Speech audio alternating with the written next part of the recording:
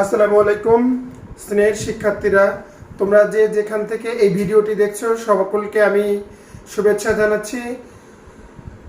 সবাই নিশ্চয়ই ভালো আছো, সবাই যার যার শরীরের প্রতি খেয়াল রাখবে। এখন আমাদের বলতে গেলে দীর্ঘদিন পর আমরা করোনার যে প্রভাব থেকে আমরা বেরিয়ে আসতে চেষ্টা করছি। করোনার প্রভাবটা কিছুটা কমেছে সব জায়গাতেই। জাতীয় বিশ্ববিদ্যালয় এবং ঢাকা বিশ্ববিদ্যালয় অধিভুক্ত 7 কলেজ সব জায়গায় এখন পরীক্ষার মৌসুম চলছে।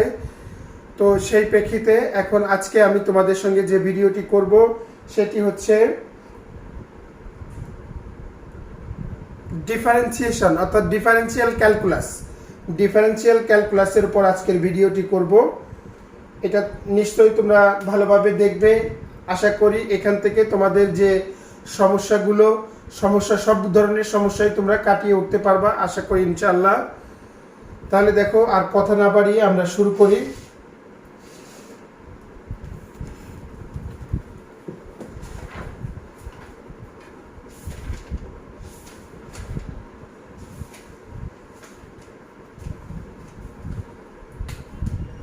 আমাদের আজকের বিষয় হচ্ছে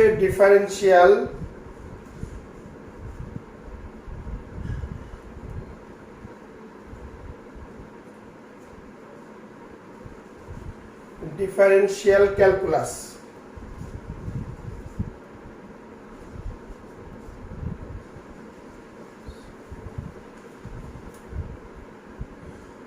আমরা সহজে এটাকে বলি অন্তরীকরণ।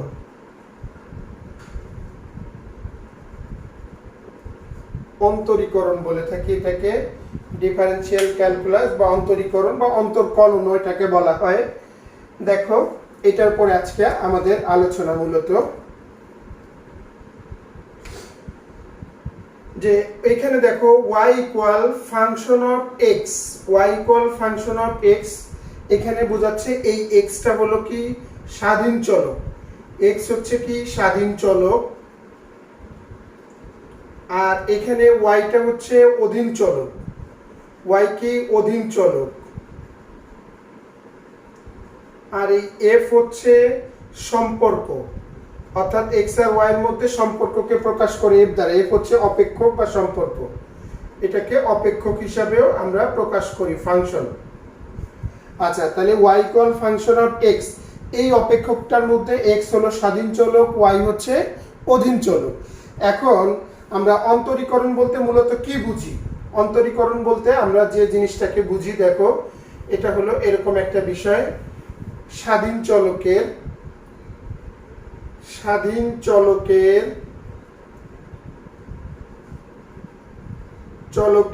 এক একক পরিবর্তনের ফলে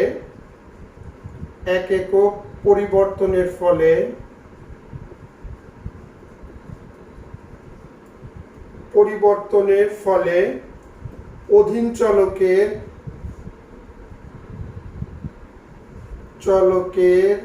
যে পরিবর্তন ঘটে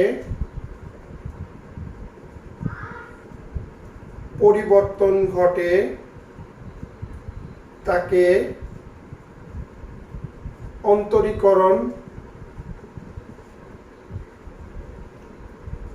বলা হয়।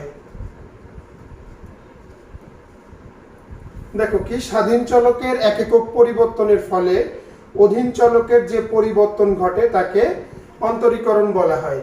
যেমন এটাকে আমরা প্রকাশ করব dy বাই dx। নিচে থাকবে, সবসময় নিচে থাকবে হচ্ছে স্বাধীন চলক, নিচে থাকবে স্বাধীন চলক, উপরে থাকবে অধীন চলক। নিচে স্বাধীন চলক, উপরে অধীন চলক। এখন এই যে দেখো, স্বাধীন চলকের পরিবর্তন, আর ডি হচ্ছে ডিফারেন্সিয়ালের ডি, এই ডিফারেন্সিয়ালের ডি বা এটাকে ডিফারেন্সিয়েশনও বলে। এই ডিফারেন্সিয়েশনের ডি এখানে প্রকাশ করা হয়। এক্স হলো স্বাধীন চলক, ওয়াই হচ্ছে অধীন চলক। তাহলে এখন আমরা দেখো এটাকে যদি নর্মালি আমরা যারা অন্তর্কলন একেবারেই ম্যাথমেটিক্সে দুর্বল তাদের জন্য দেখো বিশেষ করে ভালোভাবে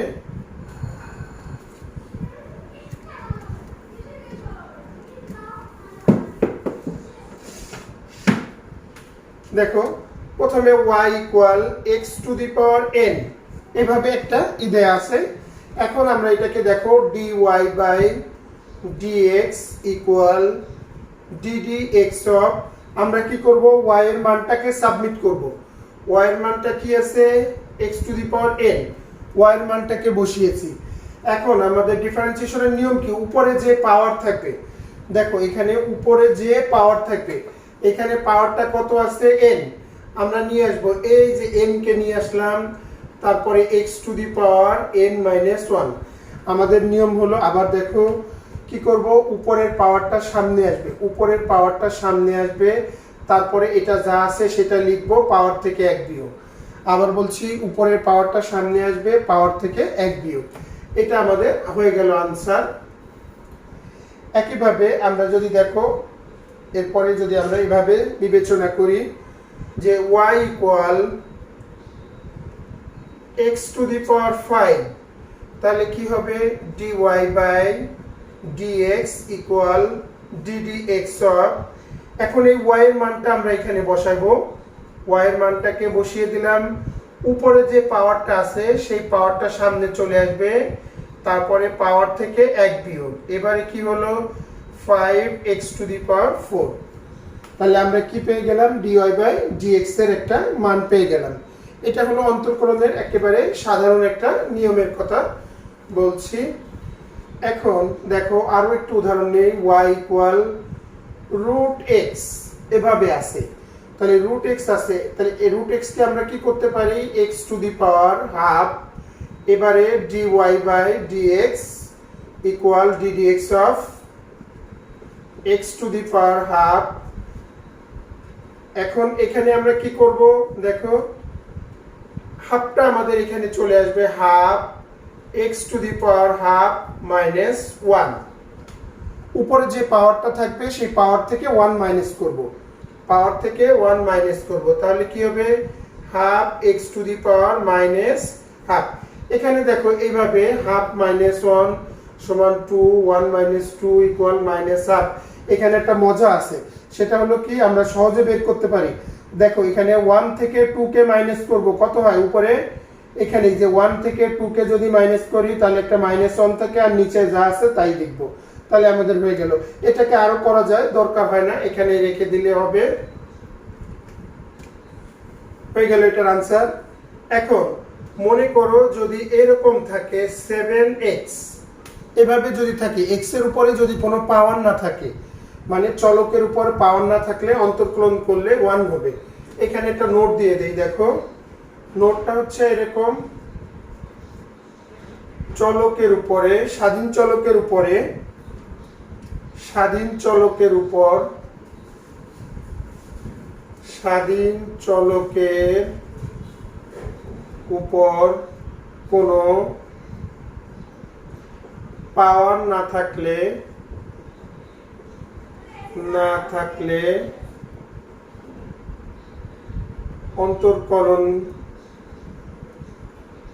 অন্তর্করণের ফলাফল 1 হবে। মানে স্বাধীন চলকের পর যদি কোনো পাওয়ার না থাকে তাহলে অন্তর্কলন করলে 1 হবে। তাহলে যেমন দেখো এখানে আমরা যদি এটাকে করি dy by dx equal ddx of, এখানে 7x, এটাকে করব, দেখো 7 কিন্তু 7ই থেকে যাবে, 7 এর কোনো কাজ হবে না। এবার এই x এর উপরে কোনো পাওয়ার নাই বিধায় এটা 1 হয়ে গেল, তাহলে ফাইনালি কি হবে 7। তার মানে হচ্ছে যে x এর ফলাফলটাকে আমরা এখানে এই যে 7x আছে, দেখো আমরা কি করলাম 7x, 7 একটা সংখ্যা, 7টা 7ই থেকে যাবে, x এর উপর কোনো পাওয়ার নাই, এই জন্য এটাকে অন্তর্কলন করলে 1 হবে। তারপরে আমরা কি করব, তারপরে 7 এর 1 কে গুণ করলে 7। এবারে দেখো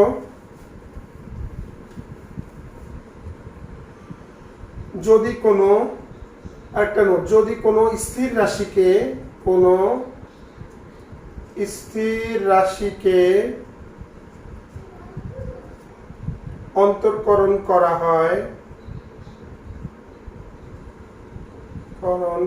হয় তবে ফলাফল 0 হবে। যেমন দেখো y ইকুয়াল 10 আছে, আমি যদি এখানে dy বাই dx করতে যাই তাহলে ডিডি এক্স অফ 10 কে যখন করব, আমার এখানে চলক হচ্ছে এক্স, এক্স কি এখানে আছে? নেই, এক্সটা নাই। এক্স যদি না থাকে, এক্স দিয়ে 10 কে অন্তর্কলন করলে এবার 0 হয়ে যাবে। যদি চলক না থাকে বা কোনো স্থির রাশিকে অন্তর্কলন করলে ফলাফলটা কি হবে? 0 হবে। কোনো স্থির রাশিকে যদি আমরা অন্তর্কলন করতে যাই, তাহলে আমাদের অন্তর্কলনের ফলাফলটা কি হবে? 0 হবে।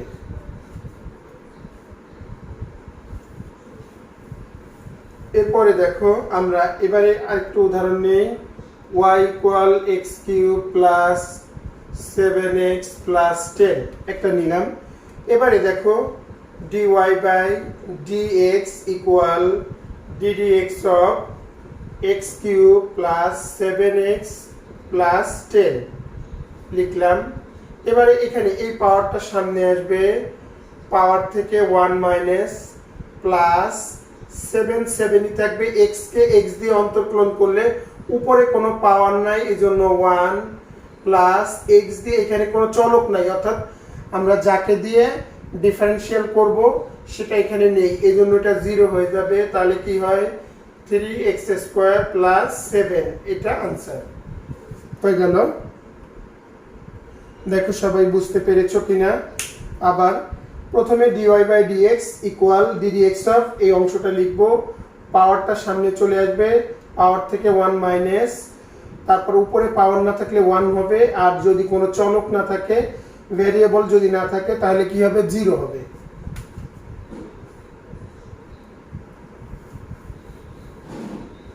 এবারে আমরা দেখব y ইকুয়াল log x, লগের সাথে যদি x থাকে, লগের সাথে যা থাকবে, আমাদের নিয়ম হলো dy by dx equal ddx of log x। আমাদের নিয়ম লগের সাথে যা থাকবে 1 বাই তাই, তারপরে হচ্ছে কি আবার ddx করব ওইটাকে। আবার বলছি দেখো,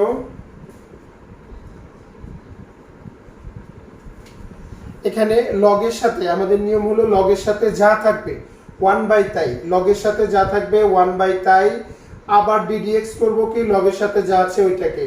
এখন এখানে লগের সাথে কি আছে? x আছে, এই জন্য 1 বাই x হয়েছে। এবার ddx একবার করব কাকে? x কে। x কে যদি x দিয়ে x কে করলে কত হবে? 1, 1 দিয়ে এটাকে গুণ করলে যা আছে তাই থাকবে। আরেকটা উদাহরণ নেই, y equal log x square plus 1 এরকম আছে। এবারে দেখো dy by dx equal ddx of log x square plus 1, প্রথম লাইনটা লিখলাম। এরপরে 1 বাই লগের সাথে যা আছে, লগের সাথে যা থাকবে তাই, ইনটু ddx করতে হবে কাকে? লগের সাথে যা আছে সেটাকে। এবারে 1 বাই এক্স স্কোয়ার প্লাস 1, এটাকে যদি করি 2 সামনে আসবে, 2 মাইনাস 1 প্লাস 1 কে করলে 0 হয়ে যাবে। এবারে ফাইনালি দেখো রেজাল্টটাকে আমি একটু পাশে লিখবো, আচ্ছা উপরে লিখি। তাহলে ফাইনালি কি থাকে? 1 by x square plus 1 into এখানে কি থাকে? 2x। এবার পরের লাইনে আমরা একটু সাজিয়ে লিখতে পারি এক্স স্কোয়ার প্লাস 1। আবার এখানে কিন্তু x আর এই এক্স স্কোয়ার এখানে কিন্তু কাটা দেওয়া যাবে না, এটা কোনোভাবেই হবে না। আবার বলছি, লগের সাথে যা থাকবে 1 বাই, প্রথমে এটাকে লিখবো, তারপরে 1 বাই ওইটা, তারপরে ddx অফ লগের সাথে যা আছে ওইটাকে আবার অন্তর্কলন করব। এবার এটাকে করলে পাওয়ারটা সামনে আসবে, পাওয়ার থেকে 1 বিয়োগ, আর 1টা 0 হয়ে যাবে। এরপরে যা থাকবে সেটাকে আমরা সাজিয়ে লিখব। এটা হলো লগের নিয়ম, লগের সাথে যা থাকবে সেটা থেকে যাবে। এরপরে দেখো এখানে আরেকটু ব্যতিক্রম নিয়ম দেখব। লগের সাথে যদি বেস থাকে, লগের সাথে যদি বেস থাকে তাহলে কিন্তু রেজাল্টে লগটা উল্লেখ করতে হবে। সেটা কেমন? X square plus x plus 1 এরকম আছে। এবারে dy বাই dx ইকুয়াল লগের সাথে যা আছে 1 বাই তাই ইন্টু ddx অফ, আবার করব উপরের লাইনটাকে x প্লাস 1। এবারে 1 বাই, ফার্স্ট লাইনটাকে লিখি নাই, ফার্স্ট লাইন এটা না লিখলেও হবে, 1 ইন্টু এটাকে করলে দেখো 2 সামনে আসবে, 2 থেকে 1 মাইনাস প্লাস এই 1 এক্স রে করলে 1 প্লাস 1 রে করলে 0। আবার দেখো লগের সাথে যা থাকবে যদু মধু কদু যাই থাকুক 1 বাই তাই, আবার ডিডিএক্স করবো ওইটাকেই, তাহলে এইটুকু যা আছে তাই। এটাকে নর্মাল নিয়মে উপরের পাওয়ারটা সামনে আসবে, পাওয়ার থেকে 1 বিয়োগ, এক্স এর পর কোনো পাওয়ার নাই এই জন্য 1, আর 1 কে করলে 0। এবারে ফাইনালি কি থাকে, ও এর সাথে কিন্তু এখানে একটা জিনিস দেখো, লগ এ যদি থাকে এখানে লাস্ট কাজের পরে এখানে একটা লগ এ রাখতে হবে। যদি লগের সাথে বেস থাকে তাহলে রেজাল্টে একটা লগ লিখতে হয়। যদি লগের সাথে কোনো বেস থাকে তাহলে কি করব, লগের সাথে ওই বেসটা রেখে দিতে হবে। এটা কেমন, এবারে দেখো এখানে কি থাকে 2x, আচ্ছা আর এক লাইন লিখি আমরা, x square plus x plus 1, এর সাথে আছে 2x প্লাস 1, আর তারপরে গিয়ে লগ a। এবারে এটাকে একটু সাজিয়ে লিখতে পারি, এই অংশটাকে উপরের সাথে গুণ। ভগ্নাংশে সবসময় আমরা কি জানি, ভগ্নাংশের ক্ষেত্রে সবসময় উপরেরটার সাথে গুণ করতে হয়। ভগ্নাংশের ক্ষেত্রে অলওয়েজ উপরেরটার সাথে গুণ করতে হয়, এটা কিন্তু বেস হিসাবে থাকবে। তাহলে দেখো এখানে আমরা কি শিখলাম, যে যদি লগের সাথে কোনো বেস থাকে, বেস বলতে ভিত্তি লগের নিচের দিকে, বেস যদি থাকে তাহলে সেটা কি লগের সাথে রেজাল্টে থেকে যাবে। আর আগের যে দুইটা ম্যাথ করলাম আমরা ওখানে কোনো বেস ছিল না, বেস না থাকলে লগে আর সেটা উল্লেখ করতে হবে না।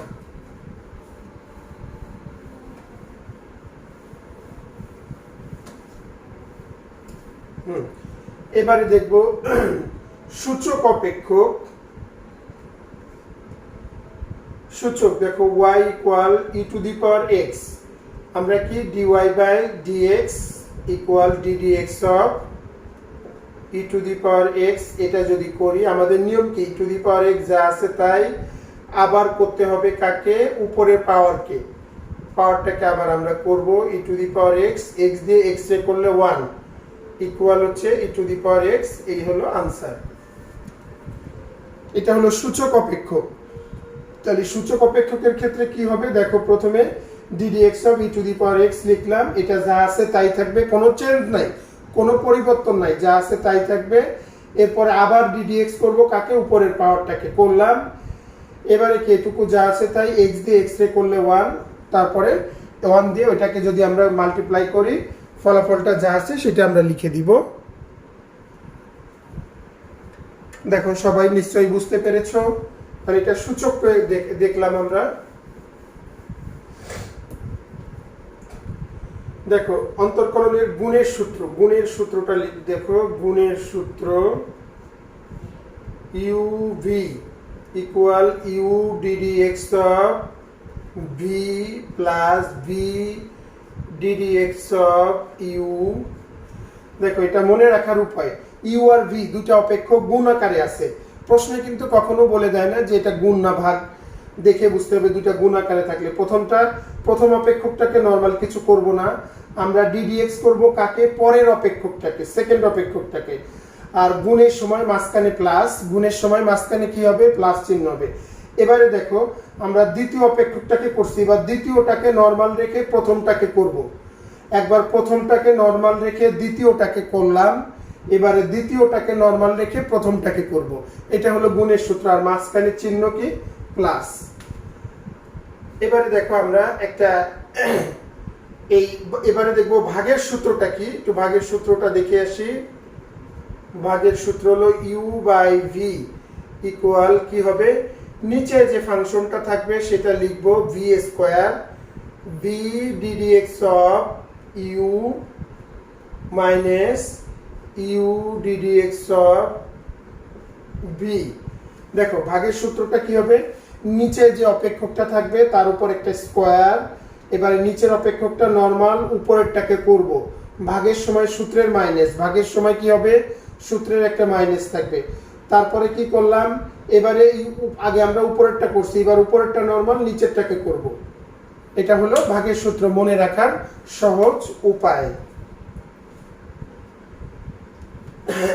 এবারে দেখো, তবে কি একটা মজার বিষয় হলো পরীক্ষার কোশ্চেনে, যেমন দেখো বিভিন্ন সময় আমরা দেখি এরকম প্রশ্ন আসলো 1/√x, এভাবে আছে, তাহলে এটা সঙ্গত কারণে কি গুণের সূত্রে করার কথা। কিন্তু এখানে আমরা যদি এটা গুণের সূত্রে অ্যাপ্লাই করতে চাই আমাদের কিন্তু অনেক বড় হয়ে যাবে।